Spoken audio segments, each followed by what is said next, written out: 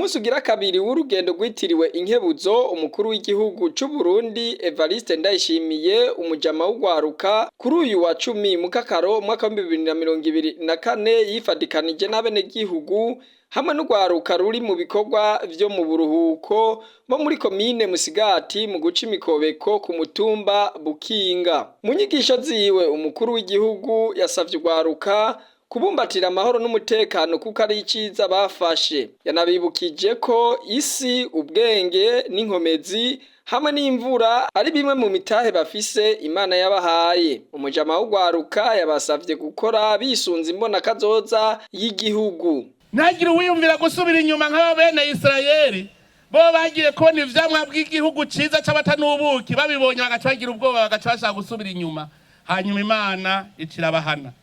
Twebwe rero ko tuzi Imana tukaba tuzi ivyiza dukoreye twame tubona n'ibindi imbere ko biteguye kugira mutegera ibihe biza. Twaramaze kwiha ishusho y'u Burundi mu 2040. Irya shusho ntimwifate minenegwe. Umwe wese ari ngaha navuga ati mbega mu mwaka wa 2040 nzoba ameze gute? Vuga uti mu mwaka wa 2040 jewe bazovuga gute? Nzoba namaziki ubwo nariteye nkarisama. Dutangure twitera uno munsi gwaruka tangura mutere iryo buye uno munsi hanyuma muri same hanyuma namwe mukuze ni musiga izina mukora utuntu abana bazovuga ngo aha hasiganaka murangiye guyo ndiko ndacana bakavuga ngo mwikona ngo kwanaka ngo hariya kwanaka ngaha ntaho bahora bavuga mbego kwanaka gusiga izina nukuvuga rero kuva uno munsi dufata urugendo rugana mu 2040 rurimwo amakorosi rurimwo hanyerera mugabo hanyerera haduga dutegereza kuvumiriya tukagira inkomezi tukaduha gushika tuhashike umwe wese rero ahashike ntimuzavuye ngo leta izoza kwakorera ibintu Musigati. Abarundi twebwe abanyamusigati twese turi kumwe tuzobikora mugabo ntimuzavuye ngo leta gwizoza kudukorera mumenye ko namwe bwe mufise uruhara runini cyane.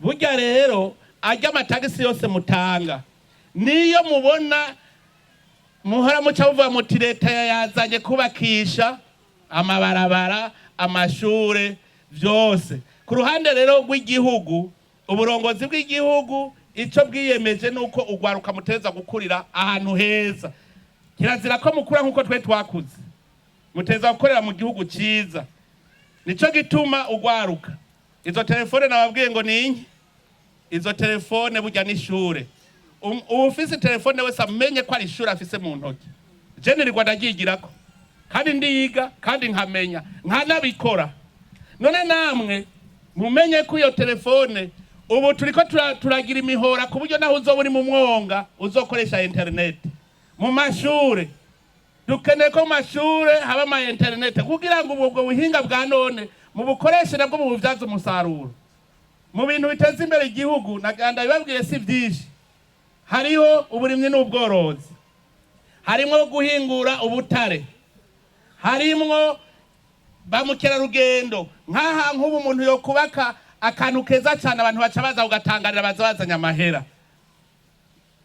igisata c'ingenzi hariho rero n'igisata c'ubwonko ubwonko teise mwebwe mwagwarukamwe imisi yose mufate nka nkama ibiteza imbere igihugu aba ari byo mukoreramwo ni burimyi n'ubworozi aho muvyumve neza ubutare guhingura ubutare no guhingura ivyo nyene twiyimburiye itunga ryama kurihingura hagaca haba igisata c'ingenzi hanyuma rero nico gisata c'ubwonko ubwonko kubukoresha rero hajya avango guteka umutwe ubu mutwe ukavamwo ikintu giteza imbere umuntu. Umukuru w'igihugu yaciye agendera amashirahamwe abiri y'ugwaruka ariko arangura imigambi y'iterambere. Irya mbere rikaba riri ku mutumba Bukinga ryitwa Le Trésor rihingura amavuta ava mu gitegwa c'igihoke hakavamo n'ibifungurwa vy'ibitungwa. Ishirahamwe rigira kabiri yagendeye ni La Joconde rikoresha ubuhinga bwa none mu gucapa bimwe bita design hamwe n'ibindi. Iryo naryo rikaba rikorera hafi y'isoko nkuru ya Bubanza. Mumenya ko urwo rugendo umukuru w'igihugu cacu c'u Burundi yarutanguriye mu ntara ya Cibitoki kandi ko azorubandanya no mu zindi ntara. Radio